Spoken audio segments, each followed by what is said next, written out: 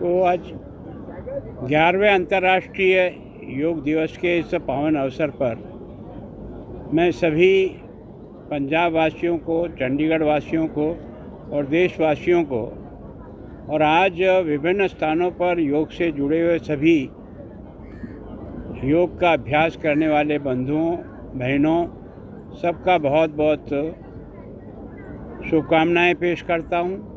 स्वस्थ रहें, खुश रहें और एक तरह से समाज और देश के काम में जुटे रहें। ये अब देश के प्रधानमंत्री जी को श्रेय जाता है कि उन्होंने यूएनओ में प्रयत्न करके योग दिवस को अंतर्राष्ट्रीय योग दिवस के रूप में स्थापित करने का प्रयास किया है। और आज जो योग हो रहे हैं, मैं सोचता हूँ साहब दुनिया के अधिकांश देशों में इस योग दिवस से जनता स्वाभाविक रूप से जुड़ती जा रही है।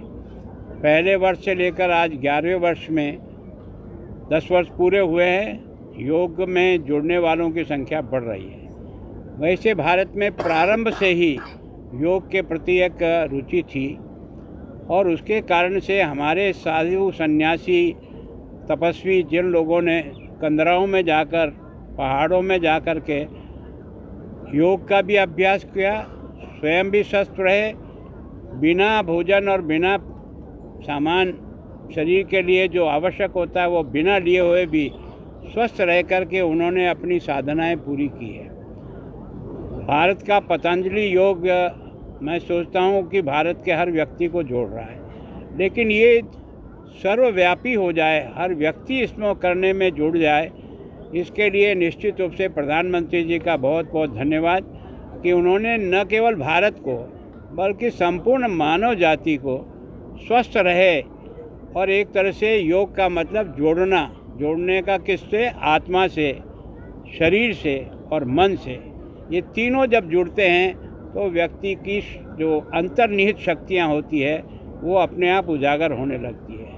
तो अनादिकाल से भारत योग का गुरु रहा है और आज फिर देश के प्रधानमंत्री ने इसी योग को देश और दुनिया के हर कोने में पहुंचाने का प्रयत्न किया ताकि व्यक्ति स्वयं स्वस्थ रहे और अपने आसपास के लोगों को भी स्वस्थ रखे।